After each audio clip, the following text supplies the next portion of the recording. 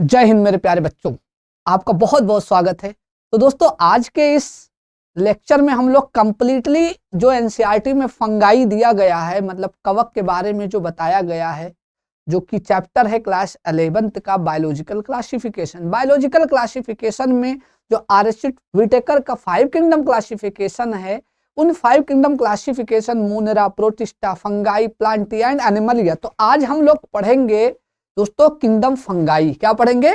Kingdom fungi पढ़ेंगे। और आपको बताते चले कि एग्जाम्पल भी लाएंगे, उस एग्जाम्पल को याद कराने के ट्रिक भी आपको बताएंगे, एक्सेट्रा सारी पूरी इस क्लास में डिस्कस करेंगे दोस्तों। तो आइए शुरू करते हैं किंगडम फंगाई। जी हाँ, सबसे पहले मैं आपको बता दूं कि ब्रांच बायोलॉजी की है जिसको हम लोग बोलते हैं माइकोलॉजी या माइसीटोलॉजी। तो माइकोलॉजी या माइसीटोलॉजी में हम लोग फंगाई के बारे में पढ़ते हैं। तो the branch of biology deal of fungi is called mycology और माइसीटोलॉजी। चलिए खैर, ये लाइन आपके एनसीईआरटी में नहीं दिया गया है। तो एनसीईआरटी की एज इट इज बुक है और एज इट इज यहां लाने की कोशिश हम कर रहे हैं। अब आप लोग सोच रहे होंगे सर एनसीईआरटी को एज इट इज यहां पर बोर्ड पर लाने की कोशिश क्यों किया जा रहा है? तो दोस्तों, आपको पता है कि नीट सिर्फ और सिर्फ एनसीईआरटी पूछता है लाइन टू लाइन। मतलब अगर हम कह दे कॉमा वगैरह सारी चीजें हैं तो सब कुछ एनसीईआरटी वैसे ही उठाकर, है ना, एनसीईआरटी की लाइन उठाकर नीट दे देता। तो जब से एनटीए आया है, एनटीए एग्जाम कराने लगा, तो सारी लाइन वो एनसीईआरटी से पूछता एज इट इज, जैसा क्यों तैसा, मतलब जैसे कॉपी कट पेस्ट कर दिया है। ओके, चलिए खैर, तो हम लोग पढ़ेंगे फंगाई या हिंदी में इसको बोलते हैं कवक। चलिए, the fungi constitute a unique kingdom of heterotrophic organisms. देखिए दोस्तों, यहां पर एक वर्ड जोड़ दिया गया है कि यूनिक किंगडम है। कैसा किंगडम है? यूनिक किंगडम है हेट्रोट्रॉफिक का। देखिए दोस्तों, फंगाई जो है वो अक्लोरोफिलस है, मींस उसमें क्लोरोफिल नहीं पाया जाता है। तो दोस्तों, अब क्लोरोफिल अगर नहीं पाया गया है तो डेफिनेटली वो फोटोसिंथेसिस नहीं कर पाएगा, और अगर फोटोसिंथेसिस नहीं कर पाया तो डेफिनेटली आपको पता होगा वो किसी ना किसी दूसरे सोर्सेस से अपने फूड को प्राप्त करेगा। ओके, तो अब यहां पर जो फूड प्राप्त करने का जो तरीका है वो कैसा? एनिमल के जैसा नहीं, एनिमल के जैसा नहीं है। मतलब एक होता हेट्रोट्रॉफ तो है, बट ये डीके मटेरियल से ही अपना भोजन प्राप्त करता है, फूड ऑब्टेन करता है डीके मटेरियल से। ओके, तो the fungi constitute a unique kingdom of heterotrophic organisms. Okay, अब ये हेट्रोट्रॉफिक तो है, हेट्रोट्रॉफिक तो एनिमल भी है, हम भी तो हेट्रोट्रॉफिक हैं, बट हम लोग हेट्रोट्रॉफिक डीके मटेरियल को खाकर नहीं बन रहे हैं। हम लोग क्या करते हैं? दूसरे एनिमल्स को खाते हैं या प्लांट्स को खाते हैं, नो डाउट, बट वो डीके पार्ट नहीं का। तो ये बात याद रखिए, ये क्या करता है? डेड मटेरियल या डीके पार्ट को ही खाकर अपना भोजन प्राप्त करता है। दे show a great diversity in morphology and habitats. ये कह रहा है कि इनके जो मॉर्फोलॉजी, मॉर्फोलॉजी का मतलब होता है रूप उनका, बाय फॉर्म्स उनके क्या है? अलग अलग है। जो एक्सटर्नली जो उनका रूप रेखा है वो क्या होंगे? बहुत डाइवर्सिटी पाई जाती है, अलग अलग प्रकार के। और उनके हैबिटेट्स भी क्या होते हैं? बहुत वैरी करते हैं, अलग अलग प्रकार के पाए जाते हैं। अब आते हैं, you must have seen fungi on a moist bread. Okay, moist bread, rotten fruit. ये देखो संतरा है, इस संतरे को देखा होगा आपने, इसके ऊपर फंगाई लग गया है, मतलब कवक लग गया, आम भाषा में फफूंदी लग गया है। ओके, तो फफूंदी लग गया है। इसके अलावा अगले जो हम दिखाएंगे डायग्राम में, ये देखिएगा, ये देखिए आपका ब्रेड है। क्या है? ब्रेड है, खाने वाला, जो हम लोगों के घर में नॉर्मली पाया जाता। तो ये ब्रेड पर क्या हो गया है? फफूंदी लग गया है। लगा है कि नहीं? तो रोटन फल में भी लग रहा है भाई साहब, और आपने देखा होगा कि मॉइस्ट ब्रेड वगैरह में भी, घर में भी रोटी रख देते तो उसमें फफूंद लग जाते हैं, फंगाई लग जाते हैं। तो ये आपने देखा होगा। The common mushroom you eat, मतलब आपने मशरूम भी खाया होगा। ये देख सकते हैं कॉमन मशरूम, ये क्या है?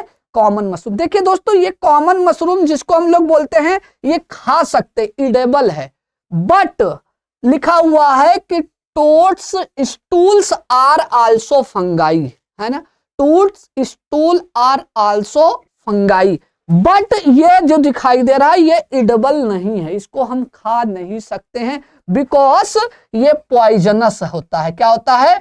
पॉइजनस होता है, मतलब जहरीला होता है। तो यहां पर आपको बताते चले कि आप अपने घर के आसपास देख रहे होंगे, अपने घर में रोटी या ब्रेड पर फंगाई लगता हुआ, कवक लगता हुआ या फफूंदी लगता हुआ।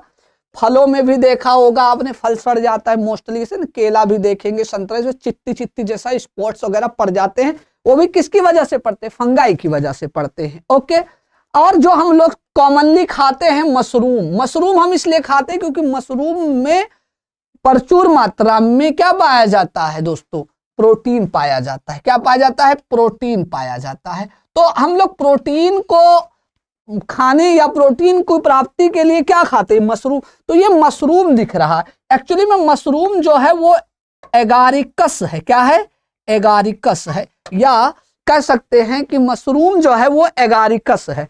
बट जो टोड्स स्टूल है वो भी मशरूम के जैसा ही है, फंगाई ही है, बट वो इडेबल नहीं है। ये इडेबल है और ये इडेबल नहीं, नॉन इडेबल है। बिकॉज इसलिए क्योंकि जो टोडस्टूल्स होता है वो पॉइजनस होता है। क्या होता है? पॉइजनस होता है, तो उसको हम लोग खाते नहीं है। ओके, अब आते हैं, अगर हम बात करेंगे फंगाई के बारे में, तो फंगाई जो है वो यूनिसेलुलर भी होगा, मल्टी सेलुलर होगा, ये सब भी हम लोग डिस्कस करेंगे दोस्तों। चलिए, white spot seen on the mustard leave are due to a parasitic fungus.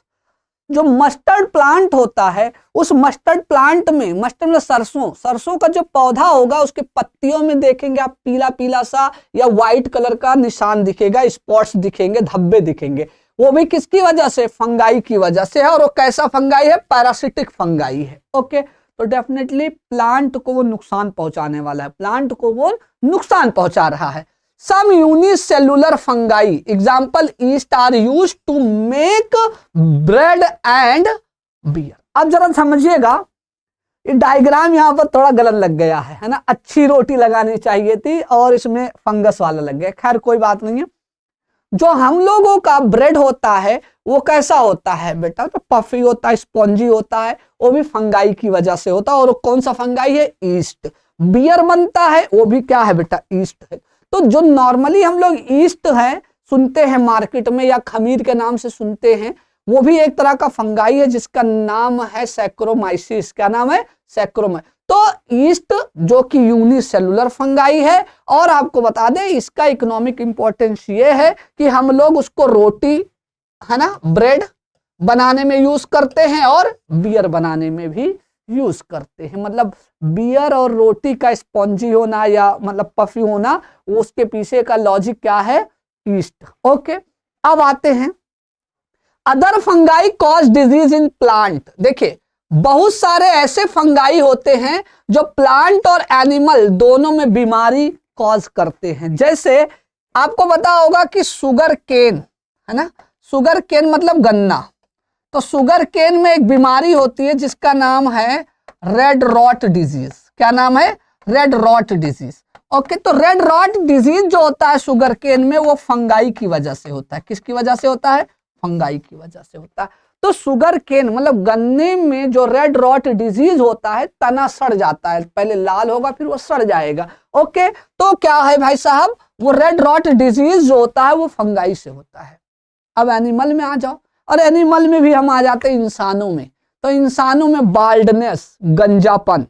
Okay, इंसानों में रिंगवॉर्म, दाद। इंसानों में अस्थमा मतलब दमा। इंसानों में ल्यूकोडर्मा, सफेद त्वचा रोग। इंसानों में एथलीट फूट। इंसानों में खुजली। ये सब बीमारी किसकी वजह से हो रही? फंगस की वजह से या फंगाई की वजह से हो रही। तो कुछ फंगाई होते हैं जो प्लांट और एनिमल दोनों में बीमारियां उत्पन्न करते हैं या बीमारी कॉज करते हैं। अब आते हैं दोस्तों व्हीट रस्ट कॉजिंग पक्सीनिया। देखिए, जो हमारी गेहूं की फसल होती है, उस गेहूं के फसल में एक बीमारी होती है जिसका नाम है black rust disease of wheat. Okay, गेहूं का काला कीट रोग। तो इसमें देख लीजिएगा, ये इस तरह से कुछ स्पॉट्स पड़ जाते हैं, पत्तियों में स्पॉट पड़ जाते हैं, स्टेम में स्पॉट पड़ जाते हैं। तो ये जो बीमारी है इसका नाम है ब्लैक रस्ट डिजीज। अब ये ब्लैक रस्ट डिजीज फंगाई से होता है और उस फंगाई का नाम क्या है? पक्सीनिया। क्या नाम है दोस्तों? पक्सीनिया। तो पक्सीनिया नाम की जो फंगाई है उससे प्लांट में एक डिजीज होता है। प्लांट कौन सा है? गेहूं का प्लांट है। ओके, देख सकते हैं कि Puccinia is an important example. some are the source of antibiotics. Okay, समझिएगा दोस्तों। अब मेरी बात यहां पर यह समझना बहुत जरूरी है कि दुनिया का पहला एंटीबायोटिक जिसका नाम था पेनिसिलिन, बनाया किसने? अलेक्जेंडर फ्लेमिंग ने बनाया।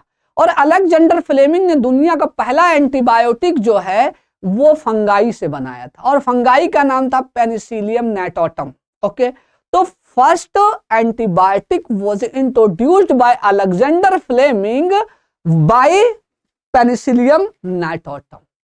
ओके, तो दुनिया का पहला एंटीबायोटिक्स जो बना था वो भी किससे बना? फंगाई से बना है। फंगाई का नाम क्या था? Penicillium notatum. ओके, चलिए, फंगाई आर कॉस्मोपोलिटन, मतलब सर्वव्यापी होता है। क्या होता है? सर्वव्यापी होता है, मतलब सभी जगह। कॉस्मोपोलिटन मतलब होता है सभी जगह पाए जाते हैं। ओके, आकर्स इन ईयर्स, स्पोर्स जो है फंगाई के वो उड़ते रहते हैं हवाओं में, ईयर्स में उड़ते रहते हैं। ओके, जिनका इम्यून सिस्टम कमजोर होगा उनके अंदर जाकर वो रिप्रोड्यूस करने लगेंगे और बीमारी हो जाएगी। ब्लैक फंगस, व्हाइट फंगस, ये सब नाम सुना होगा आप। ओके, पानी में भी पाए जाते हैं, मिट्टी में भी देखने को मिलेंगे और एनिमल्स और प्लांट्स के ऊपर भी देखने को मिलेंगे। ओके, तो याद रखिएगा। अब एनिमल्स में कैसे मिल रहे हैं आपको पता होना चाहिए कि एनिमल्स में जो मिल रहे हैं वो कहीं ना कहीं डिजीज कॉज करेंगे। क्या करेंगे? डिजीज कॉज करेंगे। जैसे आपको बता दिया है कि बाल्डनेस हो गया, रिंगवर्म हो गया, स्केबीज हो गया, एथलीट फूट हो गया, अस्थमा हो गया, ल्यूकोडर्मा हो गया, ये सब एनिमल्स के ऊपर है, मतलब ह्यूमन के ऊपर। ओके, प्लांट्स में भी ये क्या है? आपको देखने को मिलेंगे। ओके, चलिए अब आते हैं, हम बात करते हैं, ये बड़ी इंपॉर्टेंट बात है कि जितने भी फंगल डिजीजेस होते हैं वो सब बरसात के मौसम में होते हैं। मतलब खूब बढ़िया गर्मी भी हो और थोड़ी सी वायुमंडल में, एटमॉस्फेयर में नमी भी हो। तो यही बात बताया है एनसीईआरटी ने, they prefer to grow in warm and humid places. Okay, तो याद रखिएगा जो फंगाई होगा वो ग्रो कहां करेगा? वार्म एंड ह्यूमिड प्लेसेस पे। Okay, have you ever wonder why we keep food in the refrigerator? Yes, it is to prevent food from going bad due to bacterial और फंगल इन्फेक्शन। देखिएगा, देखो fungi को grow करने के लिए क्या चाहिए? वार्म इन्वायरमेंट और ह्यूमिड इन्वायरमेंट चाहिए होगा। हमने खाना को उठा के रख दिया फ्रिज में, फ्रिज क्या है? ठंडा है। फ्रिज क्या है? ठंडा है। तो खाना वगैरह को बैक्टीरिया या फंगाई से खराब होने से बचाने के लिए हम लोग फ्रिज में रखते हैं। क्यों? क्योंकि वहां का एटमॉस्फेयर जो होगा वो क्या होगा भाई साहब? ठंडा होगा, तो वो ग्रो नहीं कर पाएगा। इसके पीछे और भी लॉजिक है, केमिकल रिएक्शन वगैरह, that is enzymatic process will be decrease या इनएक्टिव हो जाते हैं। ठीक, चलिए अब आते हैं, अगला जो लाइन आपके बुक में दिया गया है, डायग्राम नहीं बनाया गया, अब हम डायग्राम बनाकर यहां पर दिखाने की कोशिश कर रहे हैं। चलिए, with the exception of east, देखिए ईस्ट जो है वो यूनिसेलुलर है। ईस्ट क्या है? यूनिसेलुलर है। तो हम अगर कहें कि आल फंगस या आल फंगाई आर मल्टी सेलुलर तो गलत बात हो जाएगा। ईस्ट क्या है? यूनिसेलुलर। क्या है? ईस्ट। तो सारे फंगाई जो है वो मल्टी सेलुलर नहीं है, उसका एक्सेप्शन है, वो है आपका फंगाई। तो ये बात याद रखिएगा। आपके नीट में एग्जाम में क्वेश्चन कुछ इसी तरह से बनाएगा कि आल फंगाई आर मल्टी सेलुलर, नहीं है ना, एक्सेप्शन है। वो कौन सा है? ईस्ट। तो ईस्ट को छोड़ दिया जाए तो फंगाई क्या है, मल्टीसेलुलर है। ओके, फंगाई आर फिलामेंटस, क्या है, फिलामेंट। देखिए फिलामेंट के फॉर्म में क्या है, फैले हुए हैं कि नहीं फैले। फिलामेंट का मतलब होता है ब्रांच्ड, क्या है, branched. The bodies consist of long long cylinder, cylinder मतलब होता है ना गोल गोल ऐसे करके, thread like structure called hyphae. ये मोस्ट इंपॉर्टेंट वर्ड है, हाइफी। तो आप देख सकते हो कि जो आपका फंगाई है वो फंगाई क्या है, लंबे हैं, सिलेंड्रिकल हैं, सिलेंडर टाइप्स के हैं, थ्रेड लाइक स्ट्रक्चर है, और इस थ्रेड लाइक स्ट्रक्चर को क्या बोला गया है, हाइफी बोला गया। क्या बोला गया है, हाइफी बोला गया है। ओके, अब इस हाइफी पूरा क्या कर रहा है, जाल जैसा या नेटवर्क बना रहा है, और इस नेटवर्क को क्या बोला गया, माइसीलियम बोला गया। तो लिखा है the network of hyphae is known as mycelium. क्या बोला गया है, माइसीलियम।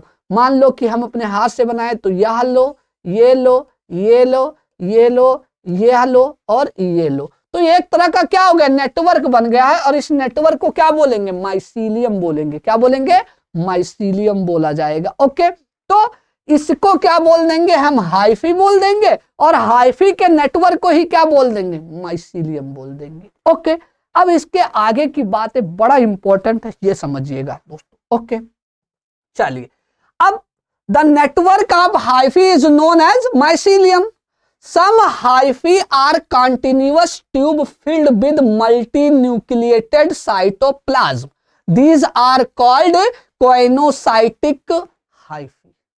अब ये वाला डायग्राम देखिएगा, इस डायग्राम में कुछ इस तरह से मैंने दिखाने की कोशिश किया है कि ये देखिए दोस्तों, ठीक है।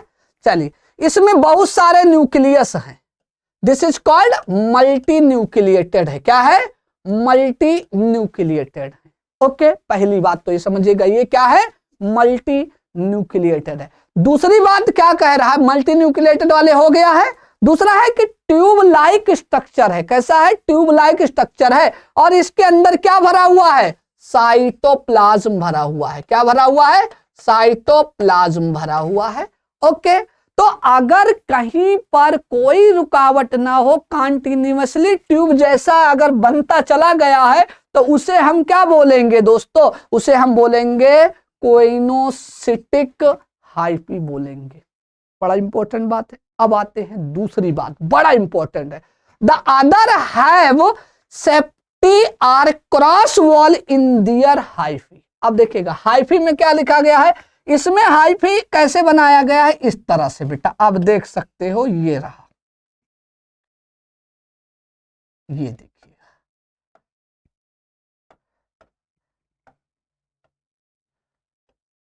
ओके, अब इसमें देखिएगा क्या पाया जाता है बेटा, वॉल दिखाई दिया। क्या दिखाई दिया, वॉल, दीवार दिखाई दिया, और इसी को हम लोग क्या बोलेंगे, सेप्टम। तो सेप्टम अगर पाया गया है, मतलब बीच बीच में अगर दीवार पाया गया है, तो उसे हम, मतलब पार्ट में डिवाइड है दीवार से या वॉल से, तो उसे हम क्या बोलेंगे, सेप्टेट। क्या बोलेंगे, सेप्टेट। ये बड़ा इंपॉर्टेंट बात है। क्या है बेटा, सेप्टेट है। ये क्या है, सेप्टेट है। सेप्टेट मतलब होता है पार्ट या कमरा या रूम। तो रूम में ये क्या है बेटा, डिवाइड है, चैम्बर में डिवाइड है। इसमें तो नहीं दीवार मैंने बनाया, इसमें दीवार। ठीक है दोस्तों, चलिए, अब the cell wall of fungi are composed of chitin and polysaccharide. तो जो फंगाई है, उस फंगाई का जो सेल वॉल है वो नॉन सेलुलोजिक है। क्या है, नॉन सेलुलोजिक है, मींस सेलुलोज से नहीं बना है, बल्कि काइटिन से बना है। किससे बना है, काइटिन से बना है। समझ में आ रहा है दोस्तों। तो फंगाई का जो सेल वॉल है वो काइटिन से बना है। तो सेप्टेट और कोइनोसाइट दोनों समझ में आ गया होगा, जिसमें क्या होता है, ट्यूब लाइक स्ट्रक्चर है, बीच में कोई दीवार नहीं है, तो वो कोइनोसिटिक हाइफी हो जाएगा, और जिसमें पाया जाएगा वो क्या कहलाएगा बेटा, वो क्या कहलाएगा, सेप्टेट हाइफी कहलाएगा। ओके, चलिए अब आते हैं नेक्स्ट वन इज, अब क्या लिखा हुआ है जरा समझिएगा इधर, कहता मोस्ट फंगाई आर हेट्रोट्राफिक्स। क्या है, हेट्रोट्राफिक्स है। absorb soluble organic matter from dead substrates and hence are called saprophytes। क्या है? सैप्रोफाइट्स। देखिए फंगाई जो है वो हेट्रोट्राफ्स है। क्या है? हेट्रोट्राफिक नेचर में है। अब ये क्या करता है? एब्जॉर्ब करता है soluble organic matter. Soluble organic matter, soluble organic matter को एब्जॉर्ब करने की वजह से ही इसको डिकम्पोजर बोला गया है। क्या बोला गया है? डिकम्पोजर बोला गया है। अब समझिएगा किससे एब्जॉर्ब करता है? डेड सबस्ट्रेट से। किससे? डेड सबस्ट्रेट, सड़े गले चीजों से, है ना, सड़े गले पदार्थों से, सड़े गले मटेरियल से ही क्या करता है? ऑर्गेनिक मटेरियल को एब्जॉर्ब करता है। ओके, अब इसीलिए इसको क्या बोला गया है बेटा? सैप्रोफाइट्स बोला गया। क्या बोला गया है? सैप्रोफाइट्स। अब सैप्रोफाइट्स का एग्जांपल अगर देखें तो मोल्स आ जाएगा। क्या आ जाएगा? मोल्स आ जाएगा। और क्या आ जाएगा? मशरूम आ जाएगा। क्या आ जाएगा? मशरूम आ जाएगा। ठीक है दोस्तों, तो ये बात आपको, इसके अलावा और क्या आ सकता है इसमें? ईस्ट आ जाएगा। और क्या आ जाएगा? म्यूकर आ जाएगा। तो ये सब आपके क्या है? सैप्रोफाइट्स हैं। ये सब क्या है? सैप्रोफाइट्स हैं। ओके, अब इतनी बातें समझ में आया कि सैप्रोफाइट्स जो होंगे वो क्या होंगे? सॉलेबल ऑर्गेनिक मटेरियल को डेड सब्सटेंसेस से या डीके मटेरियल से एब्जॉर्ब करेंगे। ओके, चलिए अब आते हैं इसके अलावा।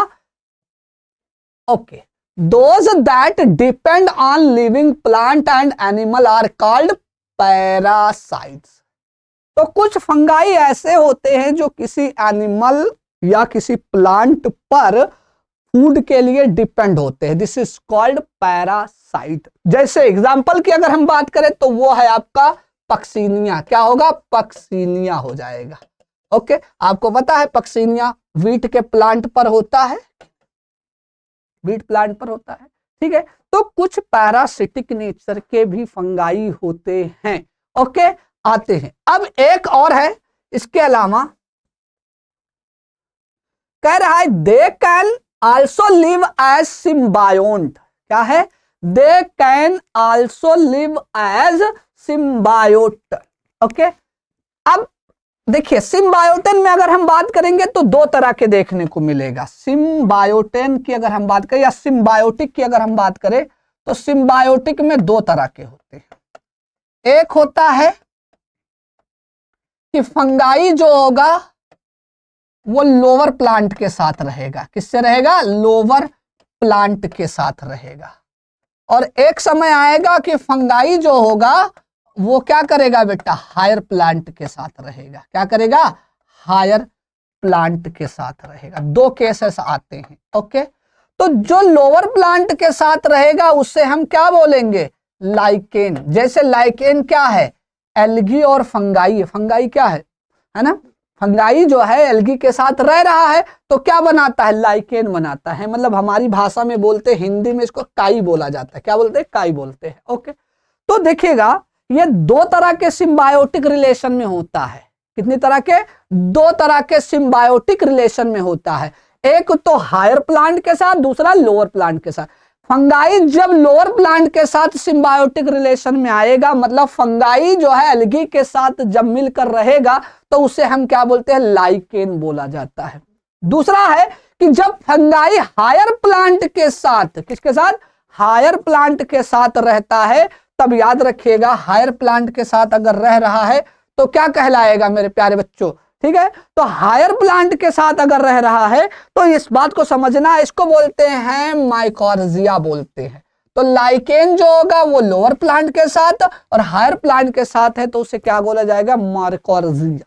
ओके, चलिए। ओके, तो इतनी बातें आपको समझना है। माइकोर्जिया, माइकोर्जिया ये हायर प्लांट है और यहां पर आपको दिखाई दे रहा है फंगाई। ठीक है, तो दोनों बातें याद रखिएगा। एनसीईआरटी में क्वेश्चन जो पूछा जाएगा वो फिर से एक बार घुमाने की कोशिश किया जाएगा। लाइकेन जो है वो लोअर प्लांट के साथ में है, मतलब लाइकेन जो है वो फंगाई लोअर प्लांट के साथ सिम्बायोटिक रिलेशन में रहता है, और माइकोर्जिया जो है वो क्या होगा दोस्तों? फंगाई हायर प्लांट के साथ होगा।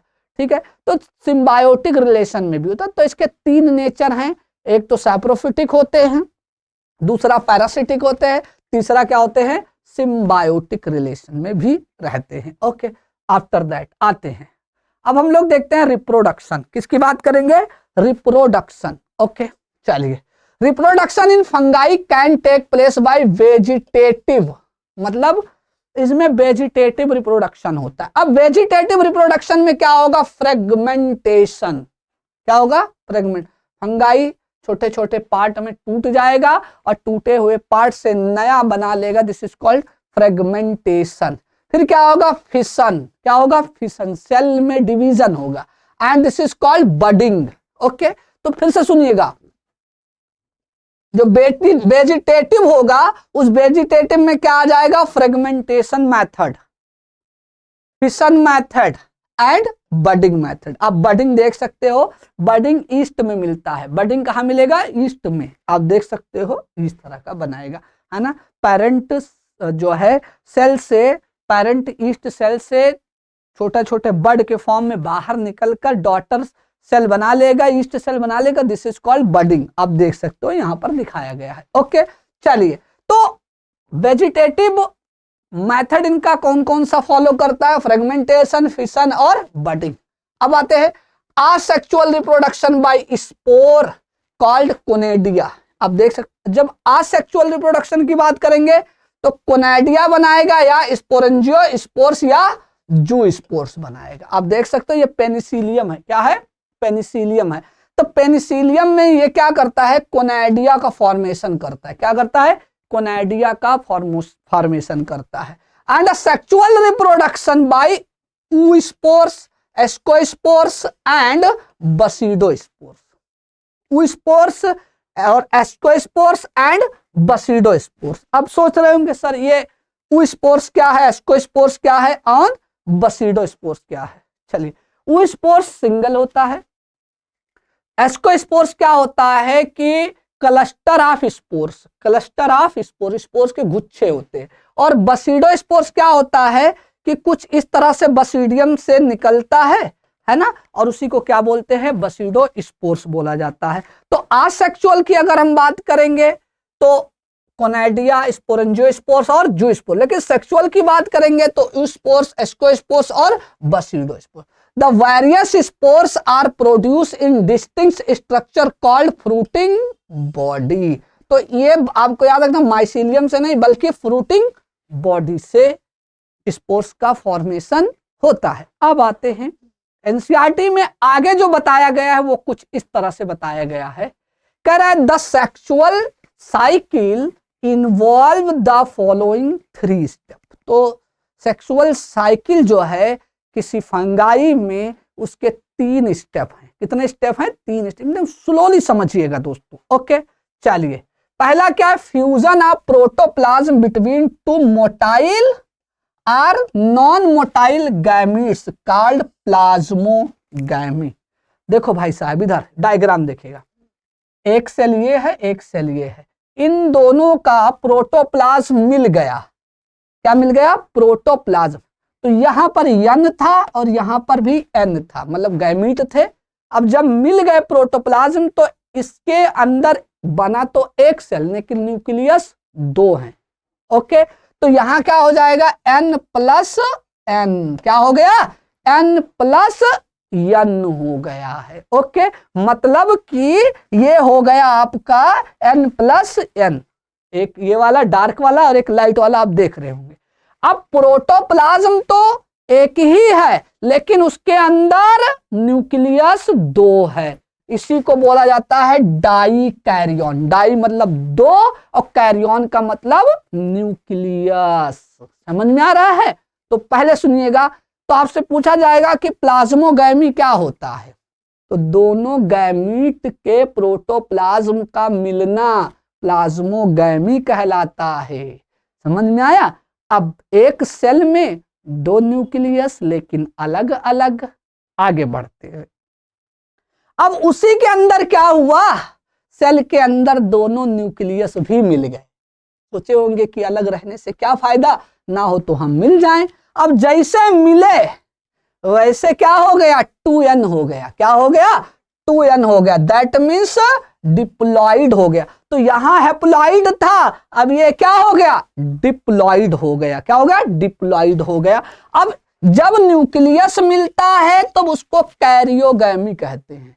तो प्रोटोप्लाज्म मिला था तो क्या कहलाया था, प्लाज्मोगैमी, और जैसे ही उस सेल के अंदर न्यूक्लियस मिल गया तो क्या कहलाया, कैरियोगैमी। अब यह सेल डिप्लॉइड हो गया। क्या हो गया, डिप्लॉइड। और डिप्लॉइड होने के बाद मियोसिस हुआ। क्या हुआ, मियोसिस हुआ, और अगेन 4 गैमीट का फॉर्मेशन हुआ, मतलब 4 हैप्लॉइड, मतलब एन एन एन और एन, 4 हैप्लॉइड स्पोर का फॉर्मेशन हुआ। ओके, तो फिर से सुन लीजिएगा, प्लाज्मोगैमी हम तब बोलेंगे जब प्रोटोप्लाज्म मिलेंगे दोनों गैमीट के। कैरियोगैमी तब बोलेंगे जब सेल के अंदर न्यूक्लियस मिल जाएंगे, है ना। तो यहां पर हैप्लॉइड था, अब डिप्लॉइड हो गया, फिर मियोसिस होने के बाद फिर हैप्लॉइड हो गया। यही लाइन लिखी हुई, fusion of 2 nuclei called karyogamy, meiosis in zygote resulting haploid spores. कितने बने स्पोर्स, 4। ओके, तो इतनी बातें क्लियर है, पक्का। चलिए तो अब आते हैं इसके बारे में पढ़ते हैं। यही बातें जो हमने आपको बताया है वो यहीं पर लिखा गया है एनसीईआरटी में, जैसा कि मैंने डायग्राम में समझाया है वही बात एनसीईआरटी में डिक 2 लिखा गया है। आप समझते हैं क्या कह रहा है कि when a fungus reproduce sexually 2 haploid hyphae of compatible, मतलब होता है सुटेबल या अनुकूल, mating types come together and fuse, पास में आते हैं और जुड़ जाते हैं। In some fungi, the fusion of 2 haploid cells immediately result in diploid cell। तो देखिए 2 सेल यहां पर आके मिलेंगे तो डिप्लॉइड का फॉर्मेशन करेंगे। However, in other fungus, ascomycetes and basidomycetes and intervening dikaryotic stage, मतलब एक सेल में 2 न्यूक्लियस, मतलब n+n, ओके, पर सेल, मतलब 2 न्यूक्लियस पर सेल, एक सेल में 2 न्यूक्लियस है, occurs such condition is called dikaryon. तो इस कंडीशन को क्या बोलेंगे, डाइकैरियन। डाई मतलब होता है 2, and the phase is called dikaryophase of fungus. तो अगर ये फेज देखने को मिला तो उस फेज को हम क्या बोलेंगे, dikaryophase in fungi. Later the parental nuclei fuse, the cell become diploid, यहां पर diploid हो गया, and the fungi from fruiting body in which reduction division मतलब meiosis, reduction division मतलब meiosis and leading to formation of haploid। तो फिर से इसमें क्या हुआ, meiosis हुआ, meiosis होने के बाद क्या बना लिया, haploid फॉर्मेशन का। ओके, तो ये बात तो याद रखना है। अगर आपसे पूछा गया कि सेक्सुअल रिप्रोडक्शन का प्रोसेस उसमें क्या है, तो पहले प्लाज्मोगैमी होगा, मतलब प्रोटोप्लाज्म का फ्यूजन होगा। आफ्टर दैट सेल के अंदर जो 2 अलग अलग न्यूक्लियस थे वो फ्यूज होंगे, मींस कैरियोगैमी होगा। आफ्टर दैट क्या होगा, मियोसिस होगा। ओके, तो हैप्लॉइड, डिप्लॉइड, फिर क्या होगा, हैप्लॉइड हो जाएगा। क्लियर है। अब आते हैं, आगे बढ़ते हैं दोस्तों। The morphology of the mycelium, mode of spores formation, मतलब माइसीलियम के बेस पर, मतलब माइसीलियम का मॉर्फोलॉजी कैसे है, mode of spore formation, spore का फॉर्मेशन कैसे होता है, and fruiting body from the basis for the division of the kingdom into 3 various classes.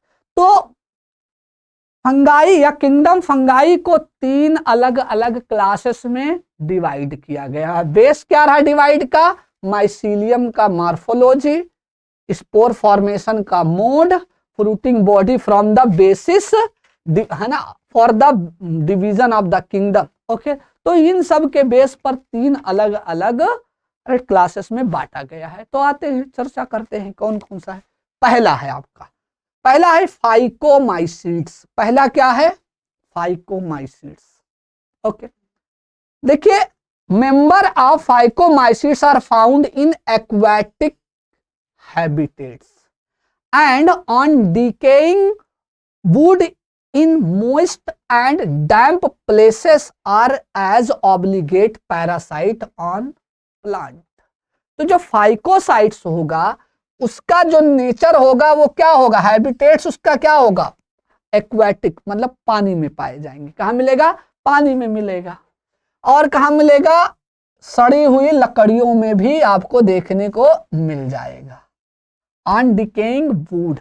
और कहाँ मिलेगा, डैम्प प्लेसेस में मिलेगा। कहाँ मिलेगा, डैम्प प्लेसेस, मतलब दलदली जगह या ना कह सकते हैं ना, वेटलैंड पे मिलेगा। Are as obligate parasite on plant, obligate parasite on plant, obligate parasite on plant, plant के ऊपर ये एज अ ऑब्लिगेट पैरासाइट रहेंगे दोस्तों। Okay, the mycelium is aseptate, aseptate and coenocytic. इसका मतलब इनका जो माइसीलियम है उसमें दीवार नहीं है, इनका जो माइसीलियम है उसके बीच में खंड नहीं पाया जाएगा, मल्टी न्यूक्लिएटेड होगा। ओके, तो याद रखना है फाइकोमाइसीट्स का माइसीलियम जो होगा उसमें सेप्टेशन या पार्ट्स नहीं होंगे, वॉल नहीं होंगे। ओके, अब जब जाहिर सी बात है सेप्टेट नहीं होंगे तो जाहिर सी बात है क्या हो जाएगा बेटा, क्वेनोसिटिक होंगे। क्या होंगे, क्वेनोसिटिक होंगे। ओके, चलिए, sexual reproduction take place by, sexual reproduction take place by zoospores जो मोटाइल है, और बाय एप्लेनोस्पोर नॉन मोटाइल है। तो सेक्सुअल रिप्रोडक्शन जो होगा वो जूस्पोर मतलब motile and aplanospore non motile. Okay, these spores are endogenously produce in the sporangium, मतलब कि कोई सैक होगा या कोई अंदर दीवार होगा, उसके अंदर क्या भरा होगा, स्पोर्स भरे होंगे। Okay, zoospores is found by fusion of to gametes, दोनों गैमीट्स क्या होंगे, फ्यूज होंगे। These gametes are similar in morphology, अगर दिखने में दोनों गैमीट एक जैसे दिखते हैं तो उसे हम बोलते हैं आइसोगैमस। क्या बोलेंगे, आइसोगैमस, मतलब दोनों जो गैमीट्स हैं वो दिखने में एक जैसे हैं मॉर्फोलॉजिकली, तो उसे हम क्या बोलेंगे, आइसोगैमस बोलेंगे।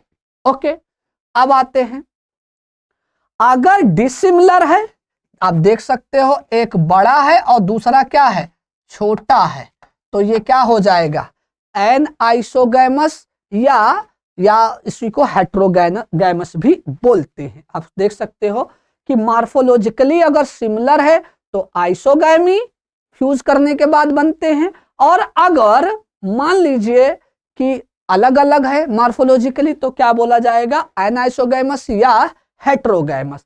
फिर आता है हेट्रोगैमस को ही क्या बोला गया, उगैमस। उगैमस इसलिए क्योंकि ओवा बड़ा है ना, मतलब मेल गैमीट क्या है, छोटा है, और फीमेल गैमीट क्या है, बड़ा है, तो उसे हम क्या बोलेंगे, उगैमस। सम कॉमन एग्जाम्पल अगर हम बात करेंगे, सम कॉमन एग्जाम्पल्स आर, तो जरा समझिएगा फाइकोमाइसीट्स का कुछ एग्जाम्पल है, उसको हम लोग बड़ी आसानी से समझते हैं। राम, क्या है, राम है ना, जय श्री राम वाला राम। ओके, तो राम की अगर हम बात करेंगे तो रा का मतलब क्या होगा, राइजोपस। क्या होगा, राइजोपस होगा। ए का मतलब क्या होगा, अल्ब्यूगो होगा, और मां का मतलब क्या होगा, म्यूकर होगा। क्या होगा, म्यूकर होगा। ओके, तो राम क्या है, एग्जाम्पल है किसका, फाइकोमाइसीट्स का। रा का मतलब राइजोपस, तो लिखा है some common examples are Mucor, figure में दिया गया है, ये है आपका म्यूकर। दूसरा क्या है अगर हम बात करें बेटा, ठीक है, चलिए दूसरा अगर हम बात करेंगे तो राइजोपस। राइजोपस को क्या बोला जाता है, ब्रेड मोल्ड मेंसिल the earlier and Albugo the parasitic fungi on mustard. Okay, तो ये बात आपको याद रखना है, ठीक है। तो ये बात आपको याद रखना है। ये एनसीईआरटी में दिया गया है डायग्राम, मैंने कहा आपको डायग्राम भी दिखा देते हैं, ठीक है। तो फाइकोमाइसीट का example Rhizopus, Albugo and Mucor, ठीक है। चलिए, and the next one is ascomycetes. क्या है? एस्कोमाइसीट्स। चलिए, एस्कोमाइसीट्स की बात करेंगे तो इसको हम लोग सैक फंगाई भी बोलते हैं। क्या बोलते हैं? सैक फंगाई भी बोलेंगे। क्या बोलेंगे? सैक फंगाई भी बोलेंगे। अब जरा ध्यान से समझिएगा, commonly known as sac fungi. क्या बोलते हैं इसको? सैक फंगाई, थैले के जैसा है ना। अभी आगे देखिएगा कैसे sac. The ascomycetes are mostly multicellular, जैसे पेनिसिलियम, रेयरली यूनिसेलुलर ईस्ट। तो ये बात आपको याद रखना है, एस्कोमाइसीट्स जो होगा वो मोस्टली मल्टी सेलुलर होगा, जैसे पेनिसिलियम, जैसे पेनिसिलियम। कुछ होंगे जो यूनिसेलुलर होंगे, जैसे ईस्ट। ओके, चलिए, दे आर सैप्रोफिटिक नेचर में होते हैं, डीकंपोजर्स होते हैं, पैरासिटिक भी होते हैं और कैप्रोफिलस भी होते हैं। ये कहां पाए जाएंगे? डंग पर, गोबर के ऊपर उगते हैं। Okay, mycelium is branched and septate. तो इनका माइसीलियम क्या होगा? ब्रांच्ड होगा। क्या होगा? ब्रांच्ड होगा। और क्या होगा? सेप्टेट होगा, मींस छोटे छोटे पार्ट में ये बटे होंगे। मैंने बताया था कि अगर इस तरह से पाया गया है तो क्या हो गया? सेप्टेट। तो इनका जो माइसीलियम होगा वो ब्रांच्ड होगा, शाखाओं में बटे होंगे, और सेप्टेट। हाइपी कैसा होगा? सेप्टेट होगा। कैसा होगा? सेप्टेट होगा। ओके, चलिए, तो ये बड़ा इंपॉर्टेंट था। अब आते हैं आगे, देखते हैं the asexual spores are conadia produced exogenously on the special mycelium is called conadiospores। अब देखिएगा बेटा, ये देखिएगा, ये पेनिसिलियम है और इस पेनिसिलियम से क्या बनता है? कोनाडिया बनता है। क्या बनता है? कोनाडिया। तो यही बातें आपको बताना है कि जो इसमें असेक्सुअली रिप्रोडक्शन हो रहा है वो किसके फॉर्मेशन से हो रहा है? कोनाडिया के फॉर्मेशन से हो रहा है। किसके फॉर्मेशन से हो रहा है? कोनाडिया के फॉर्म। और जहां से बन रहा है कोनाडिया, तो इसी को हम क्या बोलते हैं? कोनाडियोफोर्स बोलते हैं। ये देखा ना, कोनाडियोफोर्स, ये क्या है बेटा? माइसीलियम है। ओके, ठीक। चलिए, अब आते हैं, conidia on germination produce mycelium. Sexual spores are called ascospores which are produced endogenously in sac like SC, singular क्या बोलेंगे? एक्सकस बोला जाएगा। These SC are arranged in different type of fruiting body called ascospores। क्या बोलेंगे? Ascospores बोला जाएगा। ऐसे होगा कुछ इस तरह का डायग्राम, है ना, इसी में स्पोर्स पाया जाएगा। ठीक है, चलिए, अब आते हैं some common example of ascospores. Example क्या होगा इसका?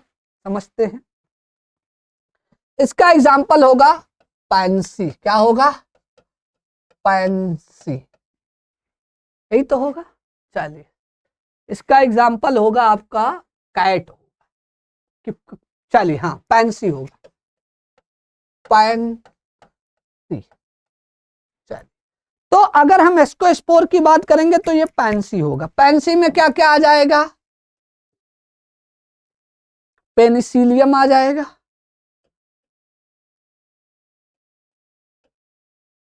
ए का मतलब क्या हुआ? एस्परजिलस आ जाएगा। एन का मतलब क्या हो गया? न्यूरोस्पोरा हो जाएगा। सी का मतलब क्या हो गया आपका? क्लेविसेप हो जाएगा, पेप्स हो जाएगा। और वाई का मतलब क्या हो जाएगा? ईस्ट हो जाएगा।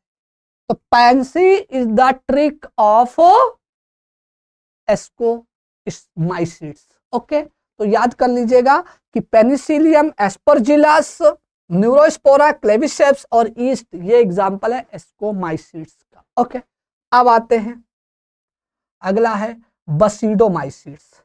Basidomycetes is commonly known, common forms of basidomycetes are mushrooms. Okay. Bracket fungi are puffball. तो बहुत अलग अलग नाम से जाने जाते हैं। बसीडोमाइसीट्स को मशरूम भी बोलते हैं, ब्रैकेट फंगाई भी बोलते हैं और पफ बॉल भी बोलते हैं। They are grow in soil, मिट्टी में उगते हैं, on logs and tree stem in living plant body as parasite, means कि प्लांट वगैरह पर ये पैरासाइट के फॉर्म में उगते हैं। Example rust and smuts. Okay, the mycelium is branched and septate. तो बसीडोमाइसीट का जो माइसीलियम होगा वो ब्रांच्ड होगा और सेप्टेट होगा। वही वाली बातें, छोटे छोटे खंडों में बटे होंगे या पार्ट में बटे होंगे, बीच में दीवार होगी। Okay, the asexual spores are generally not found, but vegetative reproduction by fragmentation is very common, है ना। तो अगर हम बात करें वेजिटेटिव रिप्रोडक्शन इसमें पाया जाएगा, वो भी मेथड क्या होगा, fragmentation. Okay, the sex organ are absent, but plasmogamy is brought about the fusion of two vegetative or somatic cells of different strain or genotypes. Plasmogamy इसमें पाया जाएगा। Okay, the resultant structure is dikaryotic, which ultimately give to rise basidium। क्या बनाएगा, basidium। Okay, the karyogamy and meiosis take place in the basidium, producing 4 basidospores।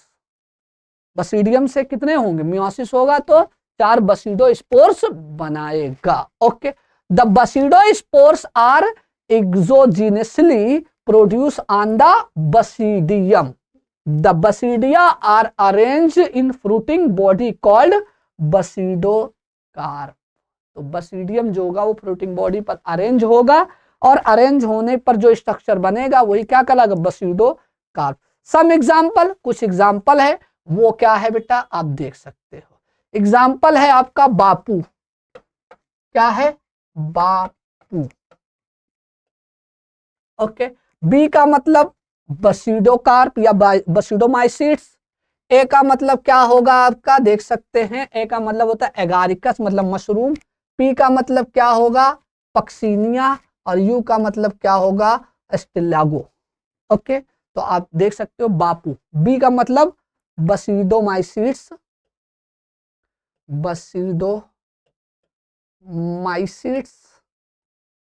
ए का मतलब क्या हो जाएगा, एगारिकस मतलब मशरूम। और पी का मतलब क्या हो जाएगा, पक्सीनिया। यू का मतलब क्या होता है, अस्टिलागो।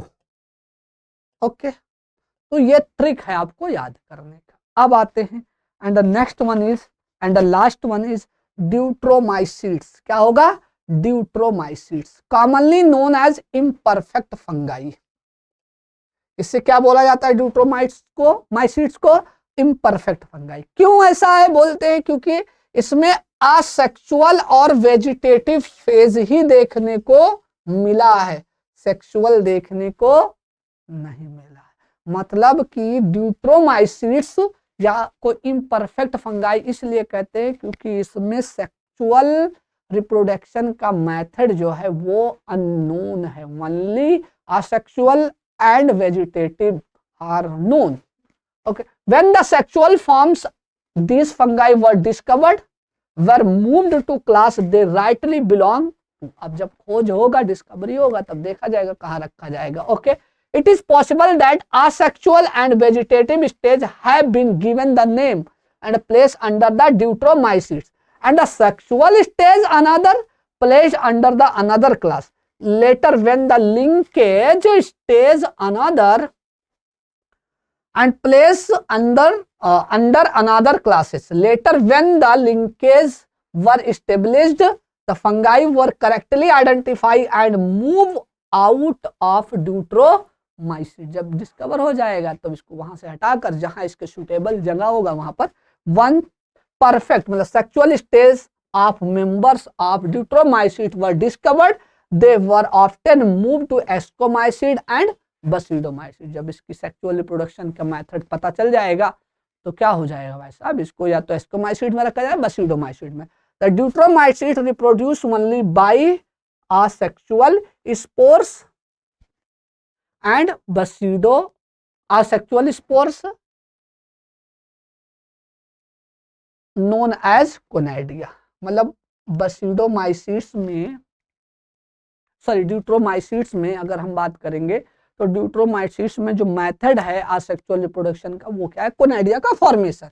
द माइसीलियम इसका क्या होगा, सेप्टेट होगा और ब्रांच्ड होगा।